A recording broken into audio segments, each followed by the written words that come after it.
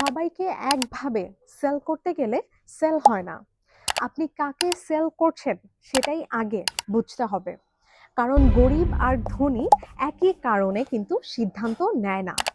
যদি বাজেট সচেতন কাস্টমারের কাছে সেল করেন, কথা বলুন অ্যাফোর্ডেবিলিটি নিয়ে, কথা বলুন বাজেট ফ্রেন্ডলি সমাধান নিয়ে।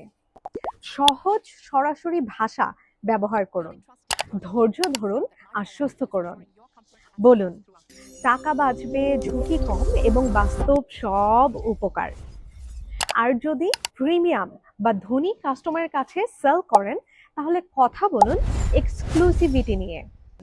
বলুন টাইম সেভিং, কনভিনিয়েন্স, ROI। আত্মবিশ্বাসী ও পরিশীলিত ভাষা ব্যবহার করুন। নিজেকে বিক্রেতা না, সমমানের পার্টনার তুলে ধরুন।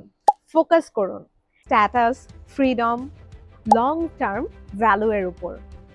সিদ্ধান্ত নেওয়ার সাইকোলজি, বিশ্বাস কম হলে সিদ্ধান্ত নিতে সময় লাগে। বারবার আশ্বাস দরকার হয়। বিশ্বাস তৈরি হলে সিদ্ধান্ত খুবই দ্রুত হয়। সেল বাড়ানোর 2টা স্মার্ট প্র্যাকটিস। বাজেট কাস্টমারের জন্য ডিসকাউন্ট, কিস্তি, ফ্লেক্সিবল অপশন। আর প্রিমিয়াম কাস্টমারের জন্য স্কার্সিটি, লিমিটেড সিট, ইনসাইডার অ্যাক্সেস। শেষ কথা, একই পণ্য কিন্তু ভিন্ন ভিন্ন মানুষের জন্য ভিন্ন ভিন্ন ভাষা। যে কাস্টমারকে যেভাবে বোঝাতে হবে সেভাবেই বলুন। আপনি কোন টাইপের কাস্টমার টার্গেট করছেন কমেন্টে লিখুন, বাজেট নাকি প্রিমিয়াম। এমন বাস্তব সেলফ স্ট্র্যাটেজি পেতে ফলো বা সাবস্ক্রাইব করুন এবং আমাদের বিজয়ের কণ্ঠের পাশেই থাকুন।